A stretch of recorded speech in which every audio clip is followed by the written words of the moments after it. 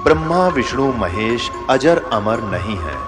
इनका भी आविर्भाव अर्थात जन्म तथा तिरोभाव अर्थात मृत्यु होती है। प्रमाण के लिए देखिए देवी भागवत महापुराण। ब्रह्मा, मैं, विष्णु और शिव ये तुम्हारी प्रभाव से जन्मवान है। हम तो जन्मवान है, हमारा तो जन्म होता है और मरते हैं, नित्य नहीं है, हम अविनाशी नहीं है। फिर इंद्रादि दूसरे देवता नित्य किस प्रकार हो सकते हैं? कृपया अवश्य सुनिए जगत गुरु तत्वदर्शी संत रामपाल जी महाराज के अमृत वचन।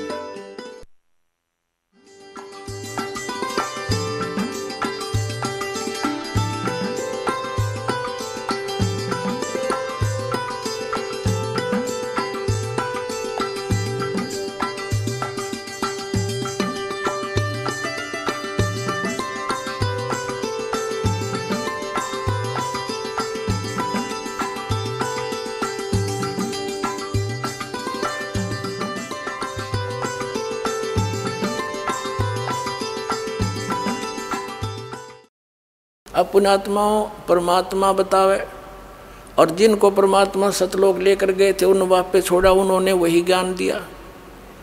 और आज ही उदास बतावे, हमारे सदग्रंथ इतिहास बतावे, और फिर भी विश्वास ना होगा तो फिर कद होगा भाई आपके। अब जैसे कई भक्त जिन्होंने भक्ति करनी नहीं, बकवादों में रहना है, वो क्या कहते हैं, एक आध ही ऐसी दुर्बुद्धि रखता है कि भगवान परमात्मा कबीर जी ने आदरणीय धर्मदास साहिब जी को सतलोक दिखाया था, आदरणीय नानक साहिब जी को, आदरणीय मुल्कदास साहिब जी को, आदरणीय गरीबदास साहिब जी को, आदरणीय गीसा दास साहिब जी को, इन सबको सतलोक दिखाया था। तो हम पर भी दया कर दो, एक बार दिखा दो। तो पुण्यात्मा ऐसा होता है, अब जैसे लड़की का विवाह करने, नाता जोड़ने जाते हैं, माता पिता होते हैं, चाचे ताऊ या कोई मामा फूफा सास जाते हैं, आके फिर उस लड़की के सामने ही घर पे चर्चा चलती है, ऐसा लड़का है, ऐसा घर है, उनका ऐसा रहन सहन है। तो वो एक बतावे, दो बतावे, चार बतावे, पांच गए थे पांचों बतावे। तो उस लड़की को पहले तो पिता के मुख से वचन सुनते ही संतुष्टि हो जाती है, जो पिताजी बता रहे फाइनल है। फिर उसके समर्थन में सभी एक जैसी बातें करते हैं, तो उसको उसका कंसेप्ट क्लियर हो जाता है, जो बताया जा रहा है ऐसा ही मिलेगा और ऐसा ही होता है। अब जैसे दास बता रहा, भगवान खुद आकर बता के कि वहाँ ऐसा है, तो इसमें ये कहना मैंने दिखा लाओ, तो ये एक अनाड़ी लड़की पे ऐसी बात करती है। अब जैसे फिर थोड़ा ध्यान से सुनना इन बातों को। परमेश्वर कबीर साहिब जी आदरणीय गरीबदास साहिब जी को और आदरणीय मुल्कदास साहिब जी को, आदरणीय धर्मदास साहिब जी, आदरणीय नानक साहिब जी को सचखंड लेकर गए, और वहाँ जाकर के उन्होंने ये कह दिया था, भगवान हमें यहीं रख लो, अब वापस ना भेजो।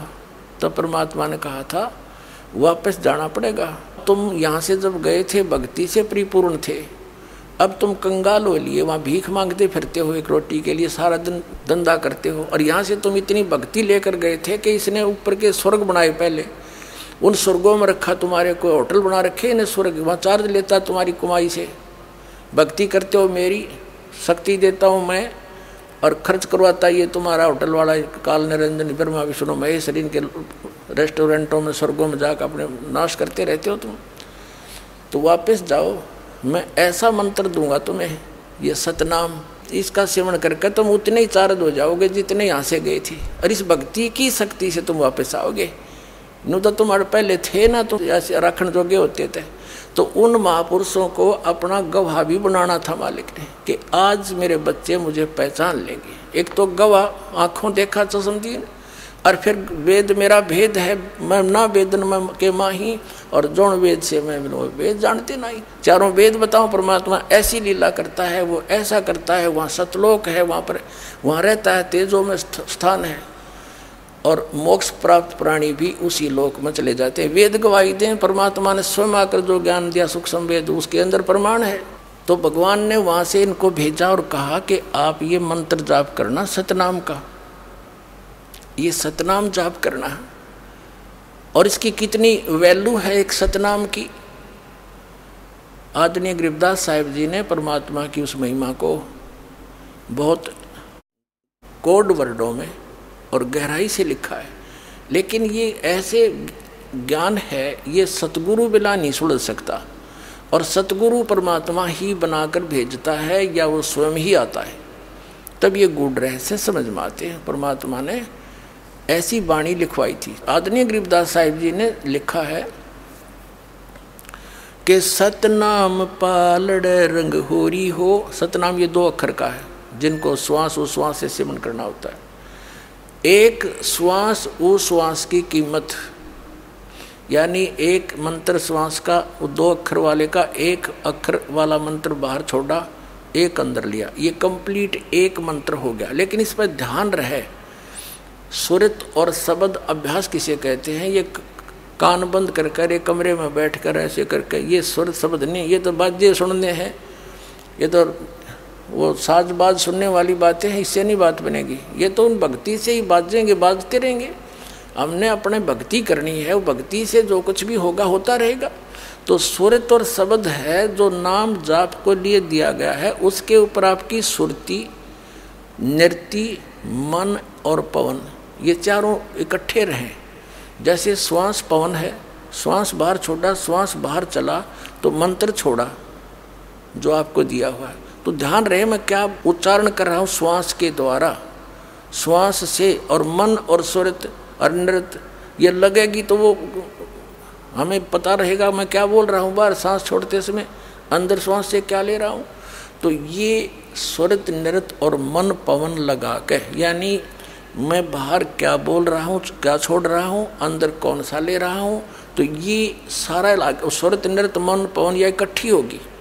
तो ऐसे लिया हुआ एक मंत्र का ये जाप सतनाम के 2 अक्षर का, इसको बताते हैं सतनाम पालड़ रंग होरी हो, और 14 लोक चढ़ावे राम रंग होरी हो। 3 लोक पासंग धर रंग होरी हो, तो ना तुले तुलाया राम रंग होरी हो। होरी माने खुशी, कि हमारी जो राम रंग की होरी, वो तब खुशी होगी हमें जैसे इस एक सतनाम का अधिकारी से लेकर संत पूरे से मर्यादा में रहे, पूरी सच्ची लगन गुरुदेव के प्रति, यानी परमात्मा के तुल्य आस्था अपने गुरुदेव में रहे।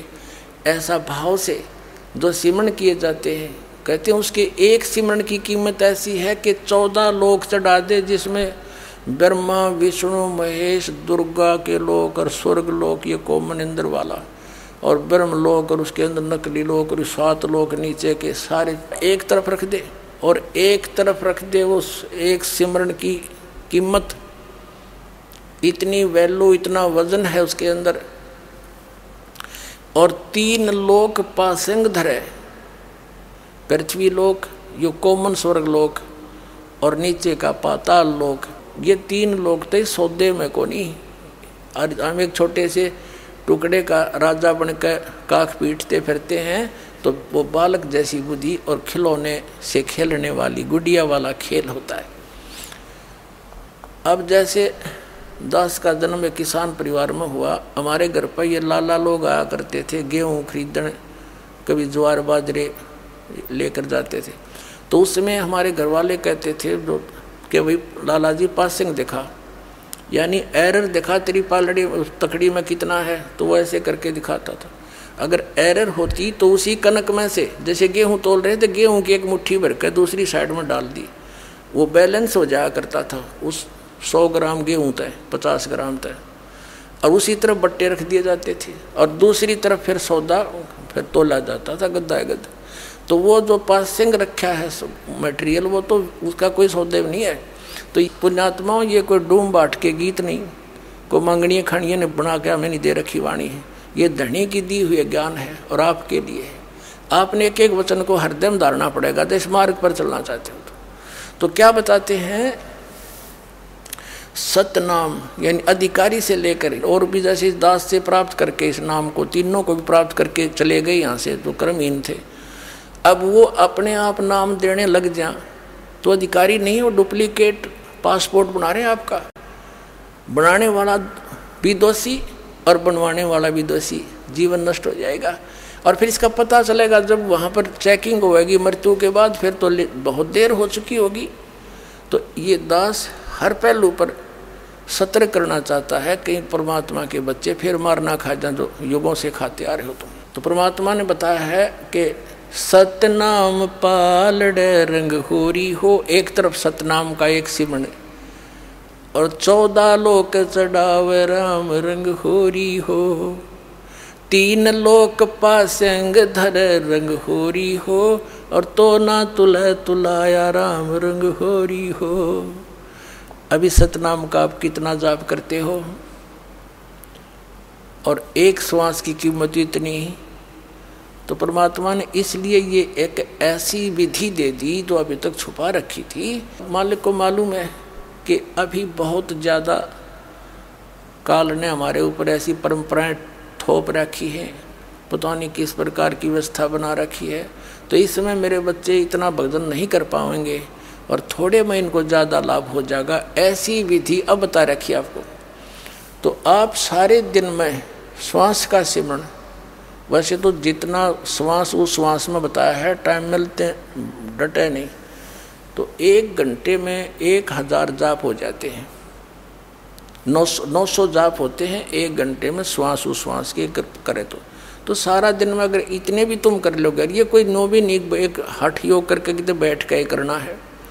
बस में बैठे हो बस में कर लो, गाड़ी में बैठे हो उसमें कर लो, पैदल चल रहे हो वहाँ कर लो, लेट के कर लो, बैठ के कर लो, किसी तरह कर लो, सिमरण करते रहो सारा दिन। जैसे ताश खेलना 4-4 घंटे 6-6 घंटे, इब का गेर हाँ इब का मारे, सारा दिन बकवाद करें जा और कति बोर नहीं होवे।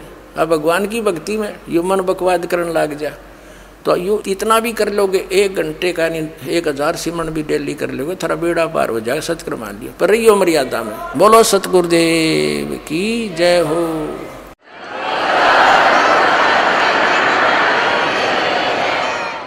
तो पुण्यात्माओं, आज का जो सत्संग है इसका विषय ये है कि आप विद्यार्थी हैं और विद्यार्थी यदि कॉलेज के टाइम में सुविधाएं प्राप्त करने की चेष्टा कर रहा है तो अपना जीवन नाश कर जाएगा। तो आपने हर तरह से पालन करना दास के इस आदेश का। भगवान का आदेश है, दास के माध्यम से आप तक पहुंचा है, ये समझ लेना। तो संसारिक चोचलों से उल्टा हटना है, मर्यादाओं को कम करना है, परंपराओं से उल्टा हटना है, हमने सिंपल वे से रहना है और भक्ति करके सतलोक चलना है। बोलो सतगुरुदेव। परमपिता परमात्मा पूर्ण ब्रह्म, सारी सृष्टि के रचनहार, सभी जीवों के जनक,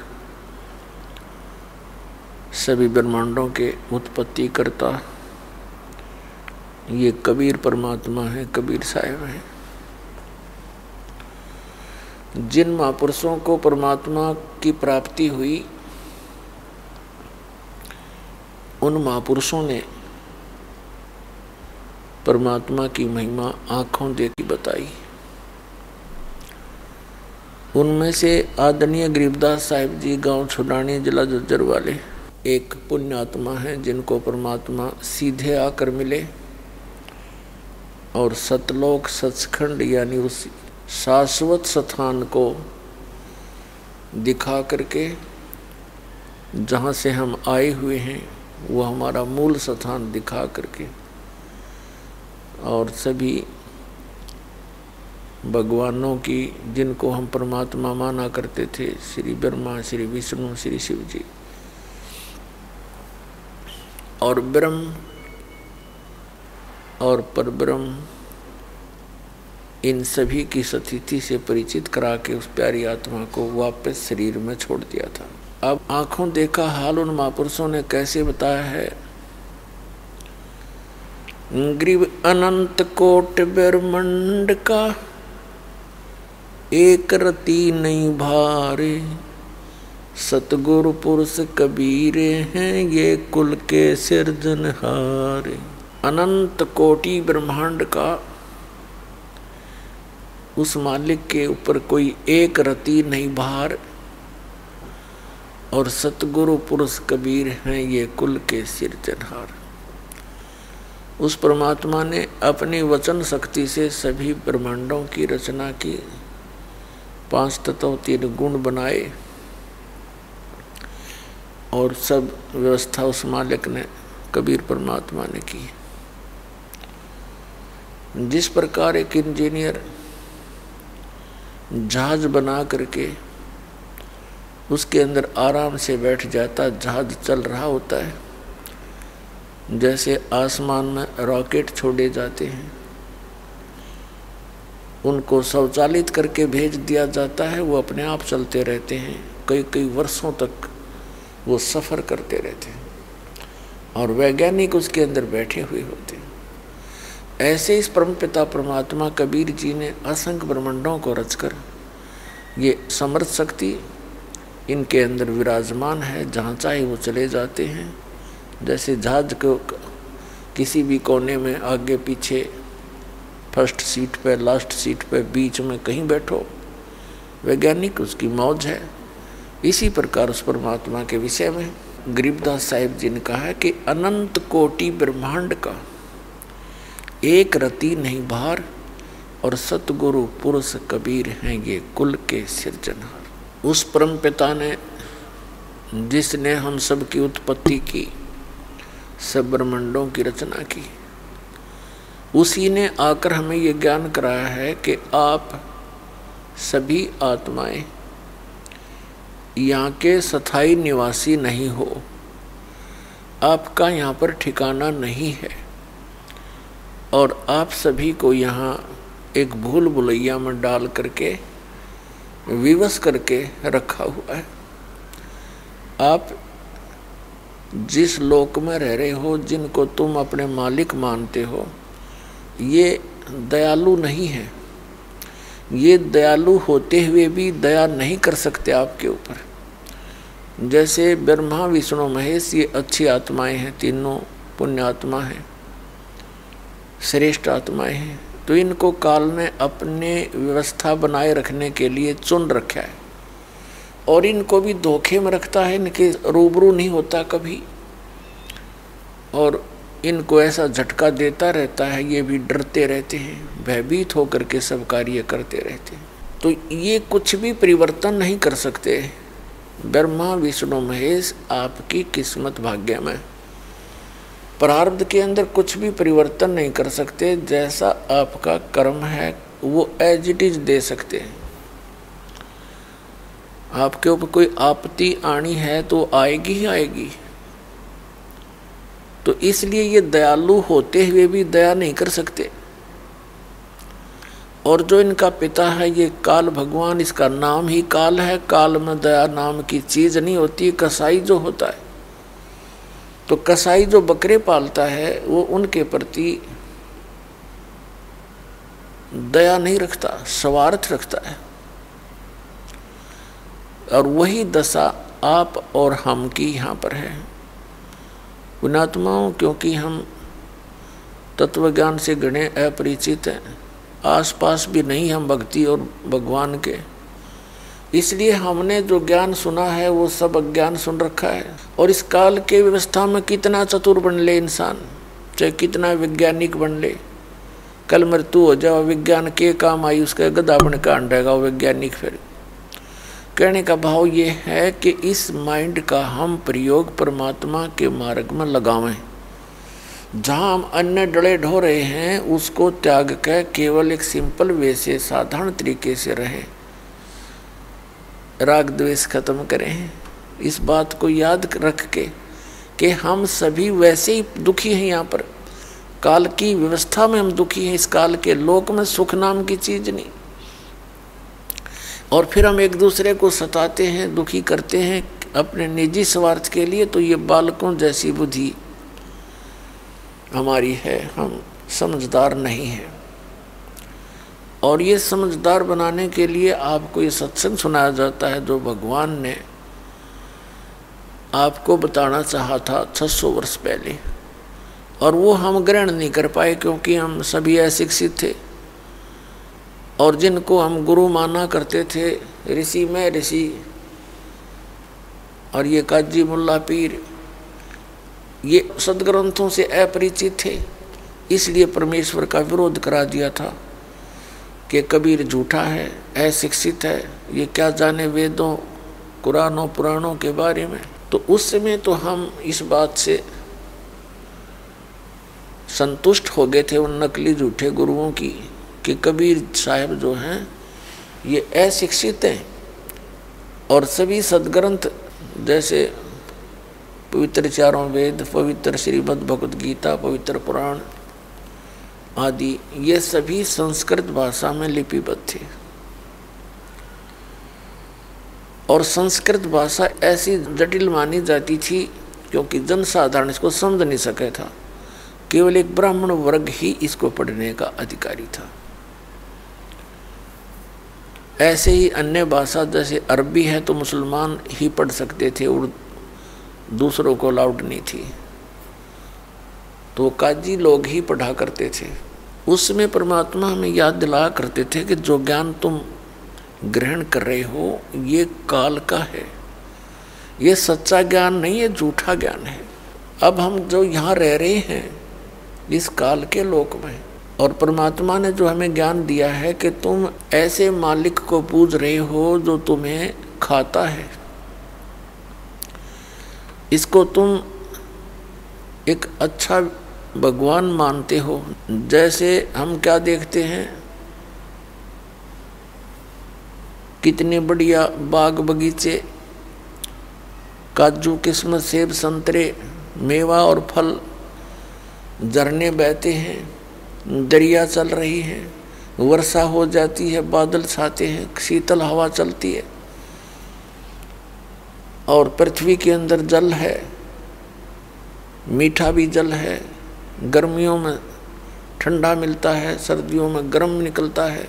इन सभी यहाँ की सुविधाओं को देखकर ऐसे लगता है हमें कि परमात्मा कितना दयालु है, इसने कितना ध्यान है, सब सुविधाएं उपलब्ध करा रखी हैं, लंबे चौड़ा क्षेत्र पृथ्वी है।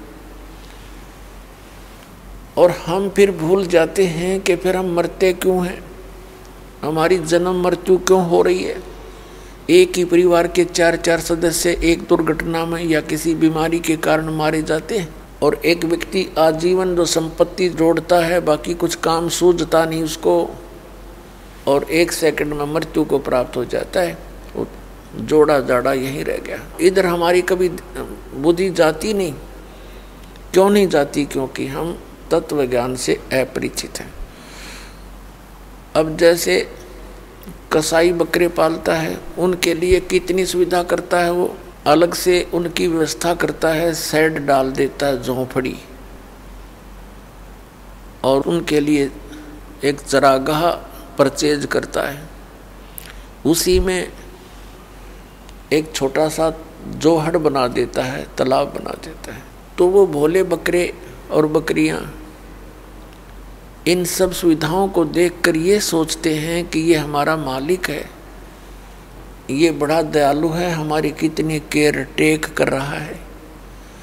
और जब वो कसाई आता है उन बकरों के निकट, वो सभी उसकी तरफ दौड़ जाते हैं कि उनको चारा डालता है, पानी पिलाता है, और गर्मी सर्दी से बचने के लिए उनकी व्यवस्था कर रखी है। तो उसके चारों तरफ इकट्ठे हो जाते हैं उसको प्यार देने के लिए। कोई तो उसको ऐसे ऊपर को पैर करके सीने से लगाना चाहता है, और वो ऐसे उसके पकड़ के देखता है।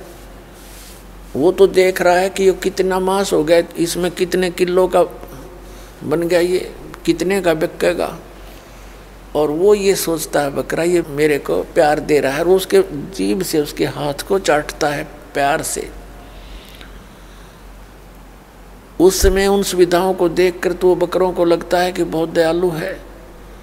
और जब उसके पास कोई ऑर्डर आता है 5-7 बकरों का, उस समय वो ना देखता किसकी माँ और किसका बेटा, किसका बाप, किसकी बहन, वो तो एक डंडी लेकर मोटे मोटे छांट ले जाता है और जाके कड़च करवा देता है, कटवा देता है। पुण्यात्माओं, परमात्मा कबीर जी का बताया ज्ञान है, ये बालकों का नहीं, कोई डूम बाट के गीत नहीं। हम घने वैज्ञानिक पाक रहे हैं, हम ज़्यादा विद्वान बन गए, मनुष्य जीवन पाकर अपने तो समझदार किसी ने मानते नहीं। परमात्मा की व्याख्या और व्यवस्था में हम 100 त्रुटियां सोचने की कोशिश करते हैं, ये हमारी बालक बुद्धि होगी। इसके अतिरिक्त यहाँ कोई दूसरा एग्जाम्पल नहीं है जो हमारे साथ व्यवहार ये काल कर रहा है, जैसे कसाई करता एज इट इज। आप देखते हो प्रतिदिन यहाँ कोई जीवन नहीं है, लेकिन हमारे पास कोई विकल्प नहीं था इसका। हमारे को अभी तक ज्ञान कराया गया था स्वर्ग तक, स्वर्ग चले जाएंगे। स्वर्ग तो सबसे बड़ा धोखा हमारे साथ। और इन काल के व्यवस्था का वो रेस्टोरेंट है, हमारी पूंजी नष्ट होती है, उनको इनकम होती है।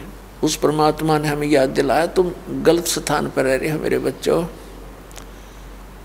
हम जब से भगवान से विछड़े हैं, वो भगवान भी दुखी और हम भी दुखी। बीच में एक शैतान का रोल आ गया, इस काल भगवान का। इसने हमें अपने परमात्मा से, अपने भगवान के विषय में कति अपरिचित कर दिए।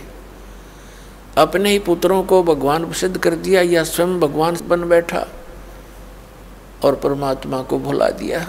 अब स्वयं उस परमात्मा को यहाँ आना पड़ता है हमारे को ये याद दिलाने के लिए कि तुम जहाँ रह रहे हो ये लोग ठीक नहीं। तब तक हम इस काल के द्वारा इतने मिसगाइड कर दिए जाते हैं, भ्रमित कर दिए जाते हैं कि फिर भगवान की बात हमारे समझ में आती नहीं। तो वो मालिक क्या कहते हैं, मैं रोवत हूँ सृष्टि को, सृष्टि रोवे मोहे, कह कबीर इस वियोग को समझ न सकता कोई। परमात्मा कहते हैं मैं रोवत हूँ इस सृष्टि को, इनके लिए तड़फ रहा हूँ, भटक रहा हूँ, और ये मुझे रो रहे हैं, ढूंढ रहे हैं भगवान कहाँ मिले, भगवान दयालु परमात्मा हमें सुख दे, हमारे पाप कटें, हमारे बच्चे ना मरे, हम ना मरे। चलो जब मरे जब तो मरे, पर बीच में ना मरे। और हम जिन पूजाओं को करते रहते हैं उनके करते करते हमारी खूब दुर्गति रहती है। मरना है मर भी जाते हैं और जो होना है वो हो ही जाता है। तो परमात्मा कहते हैं मैं रोवत हूँ सृष्टि को, और ये सृष्टि रोवे मोहे। कहें कबीर इस वियोग को जो हमारे बीच में पर्दा डाल दिया, समझ नहीं सकता कोई। तो उसको समझाने के लिए परमात्मा ही आते स्वयं, क्योंकि वो हम उसकी आत्मा हैं, हम उसके बच्चे हैं। और अपनों का अपनों कोई दुख होता है नहीं, ये भगवान होता। और यहाँ क्या हालत हो रही है हमारी, फ्लड आता है तो मर जाओ, लाखों आदमी खत्म। भूकंप आता है तो सब कितने मर जाओ, लाख मरो, 2 लाख मरो, नो प्रॉब्लम। कहीं दुर्घटना होती है, ट्रेन की ट्रेन भिड़ जाती हैं, बसें की बसें खड्डों में गिर जाती हैं, 30-30, 40-40 व्यक्ति एट ए टाइम मर जाते हैं, जिसमें पूरे परिवार के परिवार भी होते हैं। और हम शेष बचे हुए फिर भूल भाल जाते हैं, फलाना मर गया, हाँ ऐसा ऐसे हो गया, उसके साथ ऐसे ऐसे हो गया, बस इससे आगे हम सोच नहीं पाते। क्योंकि हमारे ऊपर इस काल के इस माया का जबरदस्त असर है। कबीर ये माया अटपटी सब गट आन अड़ी, और किस किस न समझाऊं या कुएं भांग पड़ी। हम इतना सोच ही नहीं पाते, इतना गहराई से जाते नहीं। जिसके चोट लग गई उसको तो दुख है, बाकी तो औपचारिकता करने जाते हैं। 10 मिनट के बाद फिर पता नहीं राजनीति की बतलावें वहीं बैठ कर उनके द्वार में, और कोई और गप्पे मारने लग जाए। तो कहने का भाव ये है कि यहाँ से पीछा छुटवाओ इन दुखों को याद करके। अब वो समय आ गया है, तुम यहाँ से पीछा छुटवा सकते हो, आप मोक्ष प्राप्त कर सकते हो। उसके लिए सिंपल सा काम है, सिंपल, इससे सिंपल कोई पृथ्वी पर कार्य नहीं जिससे मोक्ष हो सकता है। एक रोटी बनाते हैं बहन बेटियां और 2-2 3-3 टाइम बनाते हैं, उसमें कितना सांग जोड़ना पड़ता है, कितनी व्यवस्था करनी पड़ती है। कोई गैस लाओ, लकड़ी लाओ, चूल्हा बनाओ, प्रांत, थाली, चिमटा, पलटा, प्लेट, कटोरी, गिलास और कढ़ाई, फ्राई, पता नहीं क्या क्या इकट्ठा करना, और फिर सब्जी काटो और सारा साजबाज, आटा गूंदो, पीसो या पिसवा के लाओ। तो तब हम रोटी डेली बनावें और 3-3 बार बनाओ और अग्नि के आगे जलते रहें, और वो कंपलसरी ना खाओ तो मर जा। लेकिन जो और हानि हमें हो रही है उसका हमें ध्यान नहीं, क्योंकि हमें ज्ञान कराने वाला कोई मिला नहीं, दृढ़ता से कोई कहने वाला मिला नहीं। हमें तो सिर्फ फॉर्मलिटी, औपचारिकता कभी सुन ली, भाई चल वहाँ जाते हैं साल में एक बार, मत्था टेक आते हैं किसी इष्ट धाम पर, बस होगी पूजा। अपने आप कोई मंगलवार का व्रत रखा है, कोई शुक्रवार का रख लेते हैं, इस तरह की व्यवस्था। कोई गीता पढ़ लेता है, कोई कुरान पढ़ लेता है, कोई पुराण पढ़ लेता है, कोई गुरु ग्रंथ साहिब की वाणी पढ़ ली, बस अपने आप लग रहे हैं। तो परमात्मा कहते हैं गुरु बिन काहू न पाया ज्ञाना, जो थोथा वो छड़े मूड किसाना। गुरु बिन वेद पढ़े जो प्राणी, समझे अनुसार रहे अज्ञानी। गुरु बिन माला फेरते, गुरु बिन देते दान, गुरु बिन दोनों निष्फल हैं चाहे पूछो वेद पुराण। परमात्मा के इस विधान का नाजायज फायदा उठा लिया नकली गुरुओं ने, ये गुरु बन बैठे। हमें संतुष्टि होगी कि भी ठीक है गुरु होना चाहिए, गुरु बन गया, बस गुरु जी में हमें मिल गया, बस बात ठीक होगी, पूरी सब फॉर्मेलिटी पूरी होगी, गुरु जी होना चाहिए, गुरु जी हो गया। लेकिन ये भी साथ कहा कि नकली गुरुओं से कोई लाभ नहीं होना। तो इस प्रकार हम परमात्मा के विधान से अपरिचित होकर हम यहाँ भटक रहे हैं। परमात्मा पाना बहुत ही आसान है। अब जैसे कोई मजदूरी करता है, सुबह से लेकर शाम तक 8 बजे से लेकर 5 बजे तक अपना काम मजदूरी, मिट्टी डालता है, कस्सी बजाता है। किसान है, उसका तो कोई टाइम में कोई नहीं, सुबह 6 बजे चला जाता है, शाम में 8 बज जाते हैं, सारा दिन खेतों में। और दुकानदार है, सुबह जा बैठे 8 बजे, रात के 10 बज जाए, सारा दिन वही अपना कितनी मेहनत करता है। ऐसे ही कर्मचारी अधिकारी समझो, सुबह जा बैठते हैं अपनी सीटों पर, सारा दिन करते रहते हैं काम, और किस लिए? 2 रोटी के लिए, बस, नथिंग एल्स। और उसके लिए इतना समय 8-9 घंटे कंपलसरी, और परमात्मा के लिए ऐसा सिंपल तरीका है परमात्मा पाने का। लेकिन इन नकली गुरुओं ने इसको जटिल बना दिया।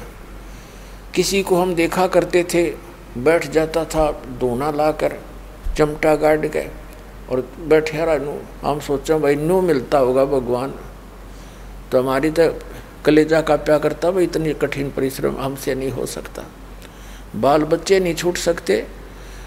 और फिर ये मेहनत तो कभी भी ना हुआ। कोई खड़ा होकर तप रहा है, कोई झरने में बैठ कर तप रहा है, कोई किसी तरह कोई किस प्रकार की क्रियाएं करते हैं।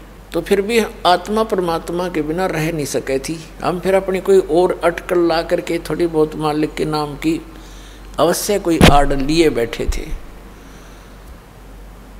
और परमात्मा पाना कितना सिंपल, एक पूरी रिहर्सल करके जाता परमात्मा। प्रत्येक युग में आते हैं, सतलोक से चलकर आते हैं, एक शिशु रूप धारण करते हैं। शिशु रूप धारण करके वो एक कमल के फूल पर, कमल का फूल जल के ऊपर होता है, जल के अंदर उस पर विराजमान होते हैं। वहाँ से एक निसंतान दंपति उनको उठा ले जाते हैं। प्रत्येक युग में वो ऐसी लीला करते हैं। और बाल्यावस्था में वो परमात्मा फिर कंवारी गाय का दूध पीते हैं। कबीर भगवान वो परम अक्षर पुरुष, उससे उनकी परवरिश की लीला होती है। और फिर वो परमात्मा धीरे धीरे जैसे भी लीला में तरीके से बड़े होते हैं, तो फिर दैनिक कार्य जो एक जिस वर्ण में वो आते हैं वही वैसा ही कार्यक्रम करते हैं और एक बिल्कुल सिंपल तरीके से रहते हैं।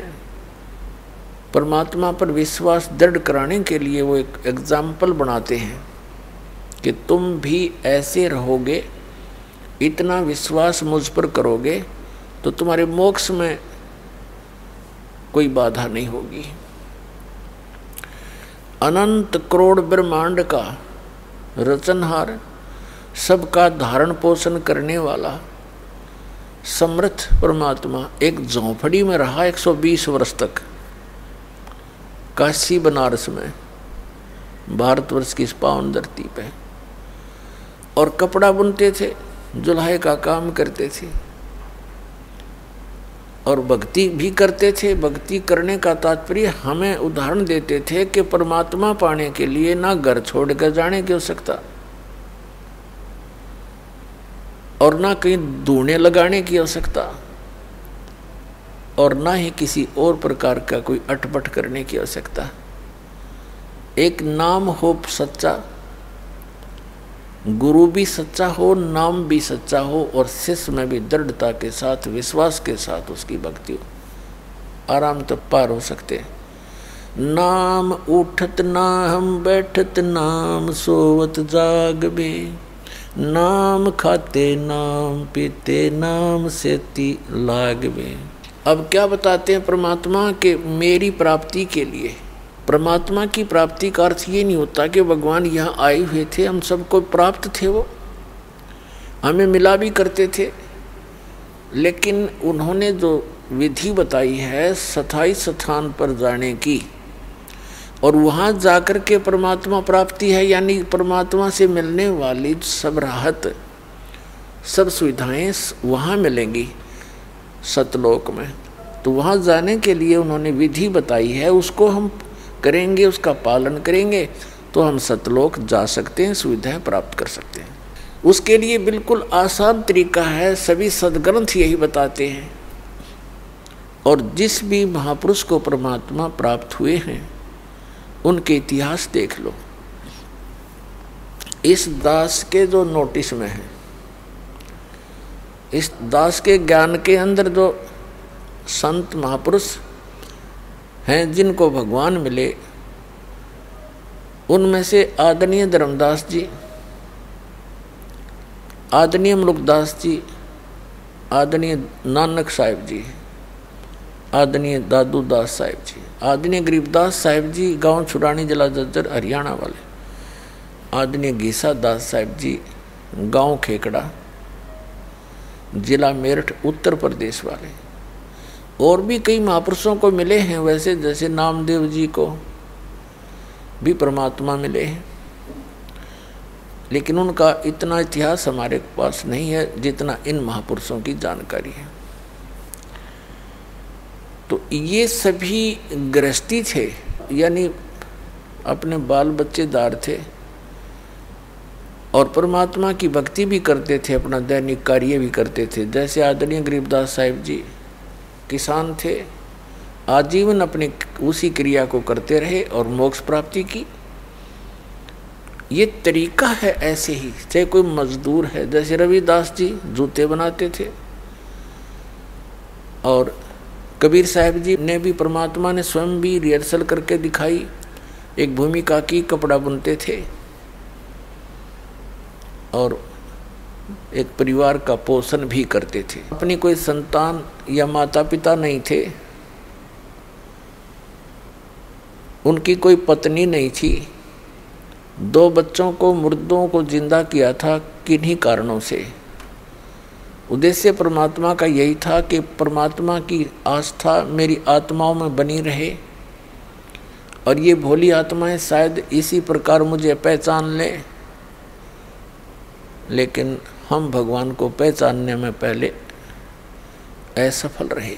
और 2 माता पिता थे, मुंह बोले माता पिता, जनक नहीं थे वो मालिक के, कमल के फूल से उठाकर लाए थे परमात्मा, सतलोक से आकर कमल के फूल पर नवजात शिशु का रूप धारण करके विराजमान हुए थे। नीरू और नीमा नाम के एक मुसलमान दुल्हा परमात्मा को लेकर आए थे परवरिश की लीला वहाँ होने से और बड़ा होकर के चुल्हे का कार्य करने से वो धानक कहलाई, जुल्हा कहलाई। तो उस परमात्मा ने हमें ये रिहर्सल करके दिखाई है। यही वेद बताते हैं कि वो परमात्मा प्रत्येक युग में ऐसी लीला करता है, एक जन साधारण की तरह अपने हाथ से निर्वाह करके एक लीला करता है और साथ में वो अपने ज्ञान का उपदेश भी करता है। अच्छी आत्माओं को मिलता है, दृढ़ भक्तों को, और उनको अपने से परिचित कराता है, उपदेश देता है, ज्ञान सुनाता है। फिर वो महापुरुष उस परमात्मा की महिमा को आगे जन साधारण तक पहुंचाते हैं। परमात्मा कहते हैं, चारों युग में मेरे संत पुकारे, कूक कहा हम हेल रे, हीरे माणिक मोती बरसे, ये जग चुगता डेल रे।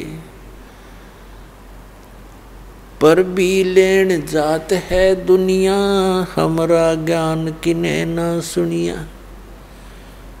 अब परमात्मा कहते हैं कि चारों युग में मेरे से परिचित मेरे संतों ने मेरी महिमा का गुणगान किया, ढोल के डंके पर पुकार पुकार के, और हमने भी कूक कहा हम हेल रे, हमने भी जोर देकर ऊंची आवाज लगाकर जगह जगह खड़े हो करके अपनी महिमा आप बताई। आप आरती आप साजे, आप किंगर आप बाजे, अपनी महिमा आप सुनाऊं, परमात्मा कहते हैं। और तो कोई परिचित नहीं, वेद भी इस बात का प्रमाण करते हैं कि वो परमात्मा स्वयं ही आकर के अपनी जानकारी ठीक ठीक देता है, अपने द्वारा रची सृष्टि की। तो पुण्यात्माओं, सब ते आसान काम भगवान पाना है, लेकिन ये निश्चय होना कि हु इज गॉड, कौन है भगवान और कैसे वो मिलता है और कहाँ वो रहता है, कहाँ प्रमाण है जो भक्ति हम करने जा रहे हैं, जो साधना हम अपनाने जा रहे हैं या ग्रहण किए हुए हैं, वो कहीं प्रमाणित भी है, किसी अन्य का भी इस साधना से कोई लाभ हुआ, किसी को मोक्ष हुआ है। तो ये सब हमें अब ध्यान से बहुत ही विचार करना पड़ेगा, तब हम इस मार्ग पर सफल होंगे। अभी तक जो भी संत हैं अपनी अपनी डफली, अपना अपना राग पीट रहे हैं। अब भोली आत्मा श्रद्धालु तो एक जैसे रोगी डॉक्टर के पास जाता है, बड़े बोर्ड को देखकर वो निश्चिंत होकर उसके बैठ जाता है सामने, जो वो ट्रीटमेंट लिख देता है वो सहर्ष उसको ले करके घर आ जाता है और उसको खाता है, उस टेबलेट्स को, गोलियों को, औषधि को, फिर मरे या जीवे। अब उसको ये तो शंका हो ही नहीं सकती कि सामने बैठा ये डॉक्टर नहीं है। तो पुण्यात्माओं, अन्य क्षेत्र में मानव ने खूब तरक्की कर ली, डॉक्टर भी बढ़िया बन गए, इंजीनियर भी बन गए, और भी अच्छे अधिकारी भी बन गए, लेकिन इस अध्यात्म मार्ग में हमारा सतर्क चीजों का तो जमीन से के अंदर घुसा हुआ है, ऊपर भी नहीं थोड़ा बहुत। इन अज्ञानी ऋषि महर्षि संतों ने बैठा रखे हैं। इसका कारण क्या रहा कि हम शिक्षित नहीं थे, हम इन पर विश्वास किया करते थे, इन अज्ञानियों पर। अब जैसे ईसा मसीह जी ने कहा था कि जिनको तुम अपने गुरु मानते हो ये तुम्हारे शत्रु हैं, इनको तुम भेड़ समझते हो ये भेड़िया हैं। भेड़ का तात्पर्य होता है कि बिल्कुल एक शरीफ सी पशु, ना कोई हानि कर सकती, ना उसके सींग होते। इनको तुम भेड़ समझते हो ये भेड़िया हैं, क्योंकि तुम्हारे घरों पर आते हैं, बड़े प्यार से बोलते हैं, तुम उनके चरण धो पीते हो, जो वो कह देते हैं करबद्ध खड़े रहते हो, क्योंकि परमात्मा के पाने के लिए ये आवश्यक क्रियाएं हैं जो आप उन नकलियों के साथ करते हो। तो तुम्हें वो बहुत शरीफ नजर आते हैं, प्यार से बोलते हैं, क्योंकि उनका उल्लू सीधा हो रहा है, उनको दक्षिणा मिल रही है। लेकिन ये भेड़िए हैं। भेड़िया क्यों हैं? क्योंकि आपके जीवन को ये खा रहे हैं, आपके अनमोल जीवन को बर्बाद कर रहे हैं, और इन सत्य वचनों के बोलने का उनको कैसा परिणाम भोगना पड़ा कि उनको क्रश कर दिया गया, कीलें गाड़ के हाथ और पैरों में उनको तड़फा तड़फा के मारा गया। उन दुष्ट लोगों, उन दुष्ट गुरुओं के द्वारा जिनकी रोजी रोटी आड़े आ गई, उनको जनता से कुछ लेना देना नहीं था। तो पुण्यात्मा उस समय तो जनता शिक्षित थी नहीं।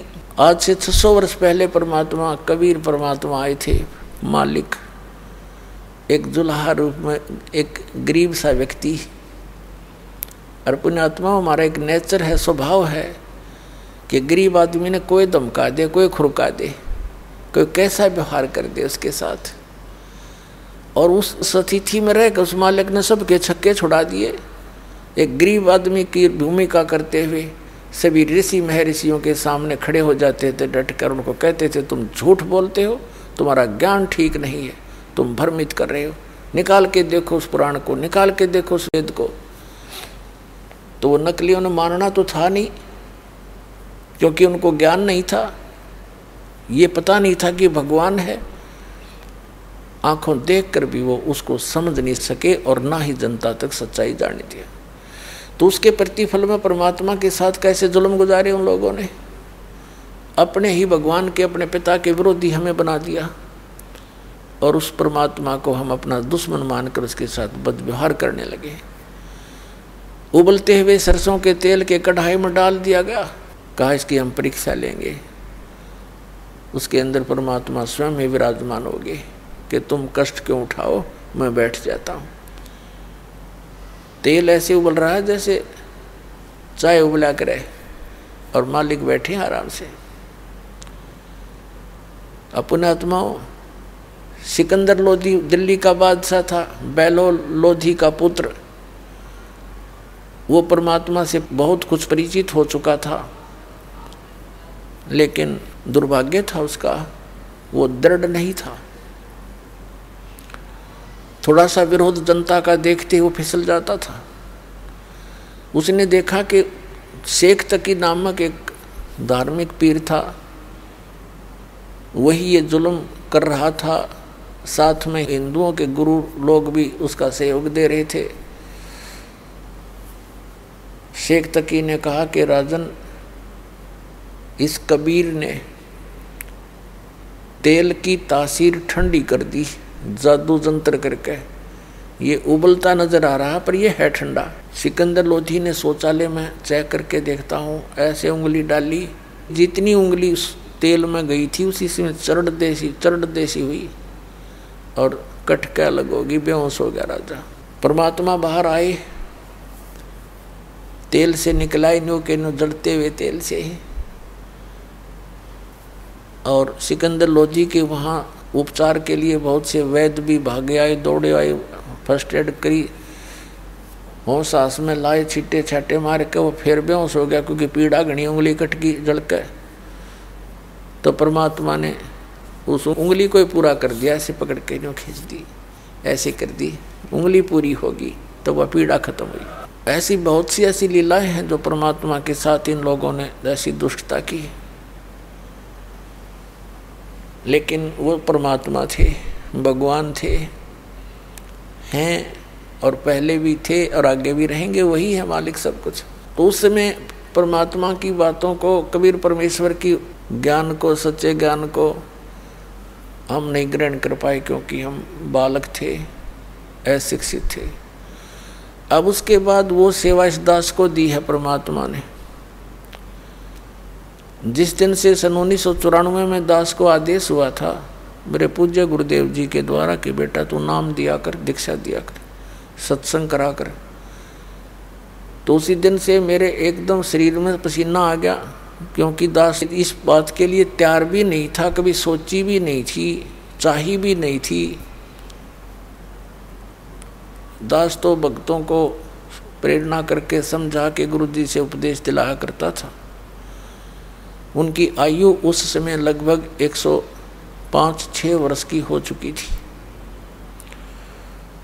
तो दास को आदेश दे दिया अचानक कि आज के बाद तू गुरु होगा। सभी संगत से कह दिया था कि जो इसको गुरु नहीं मानेगा मेरा कुछ नहीं होगा। और एकदम मेरी सतीथी देखकर वो समझ गए कि ये एकदम घबरा गया। सोचा भी नहीं था, मेरे से पहले तो बड़े सीनियर बने फिरे थे, वो भी थे वहाँ पर।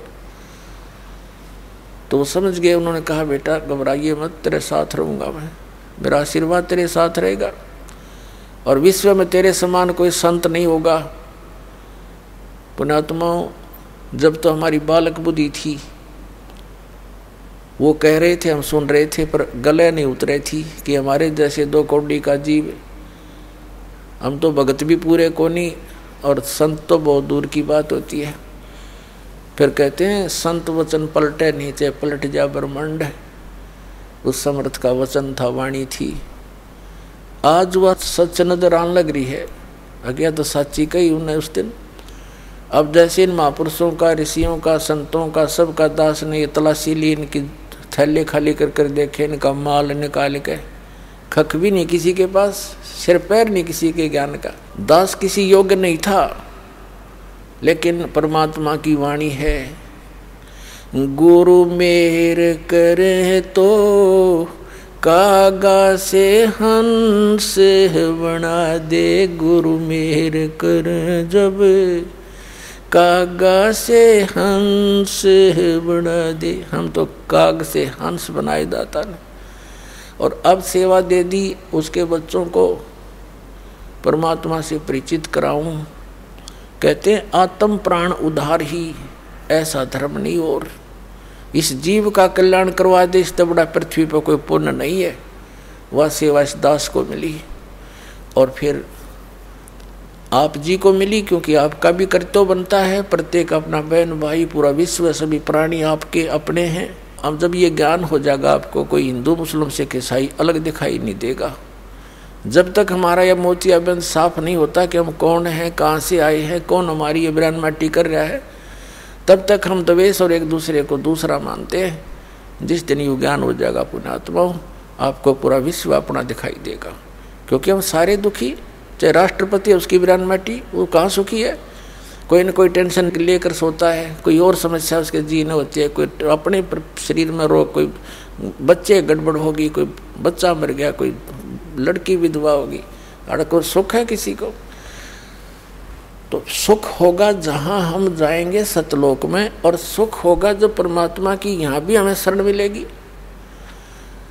जब तक उसकी शरण में हम यहाँ रहेंगे, यहाँ की सुविधा जो हमें आवश्यक है तो वो यहाँ भी वही देगा, और हमारी भी, हमारे बच्चों की रक्षा भी वही करेगा। प्रधानमंत्री राष्ट्रपति तक की रक्षा वो करता है, तो हम उसी की शरण में क्यों ना आए जो सबका रक्षक है। और वो चाहता है कि सभी आत्माएं वापस चले सतलोक में। तो यहाँ बहुत से अनजान बिना ज्ञान के व्यक्ति बहुत हैं बेचारे, हम भी ऐसे ही थे। अब दया हुई दाता कि इस ज्ञान में रंगे गए हम तो क्या कहते हैं कि सभी यदि सतलोक चले गए तो पृथ्वी पर कौन रहेगा? ये उन्हें कहाँ से समझाना शुरू करें जिसकी बुद्धि इस सतर की है। इतनी दुखी प्राणी यहाँ पर, और फिर भी यहीं रहने के लिए कहती है ये खाली पड़ी रहेगी, फिर कौन रहेगा? ये चांद खाली पड़ा, उस पर लो जाके मंगल ग्रह, ये सारे ग्रह खाली पड़े, पत्थर, तो यह एक पत्थर और घूमता रहेगा खाली, हमने ठेका ले रखा है। ये तो ब्रह्म मिट्टी का घर है। अपने सतलोक में जाएंगे, वहाँ ठाठ से रहा करेंगे। 4 मुक्ति जहाँ चंपी करती माया होरी दासी, वहाँ सारे सुख सदा बने रहेंगे।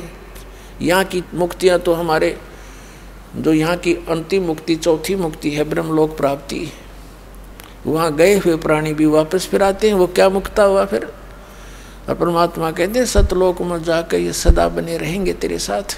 अब जैसे परमात्मा हमें याद दिलाते हैं कि आगे गए ना बावड़े, रहते भी सब जहाँ, और बिन साहेब की बंदगी की तो ठोर ठिकाना ना। आज आप कितने ही व्यवस्थित नजर आते हो, खूब बढ़िया पोस्ट हो या अच्छा कोई धन कारोबार आपका हो, बच्चे आपके ठीक ठाक हैं, विवाह शादी भी उनकी अच्छी जगह होगी है, उनका रोजगार भी बढ़िया है, और कल मृत्यु हो जा, जिस व्यवस्था को तू देखकर आंखें बंद करे बैठा है, तो कल 1 सेकंड में क्या नहीं हो रहा, किसके साथ नहीं हो रहा, स्वयं नहीं हो रहा तो पड़ोस में हो गया होगा कि तो वहाँ उससे देख लो शिक्षा। और फिर भी हमारी आंखें खुलती नहीं, क्योंकि हमारे ऊपर इस 3 गुणों की, त्रिगुणमयी माया का बहुत ज़बरदस्त प्रेशर है। उस प्रेशर को हटाने के लिए परमात्मा ने ये एंटीबायोटिक ज्ञान दिया है, और ये इसको कति ख़त्म कर देगा। रात को नींद आना बंद हो जाएगी आपको, और ये विष दिखाई देंगे जिसके लिए आप सारा जीवन नष्ट करते थे। और फिर दूसरी बात यह है कि जो आवश्यक वस्तु है आपको अवश्य मिलेगी।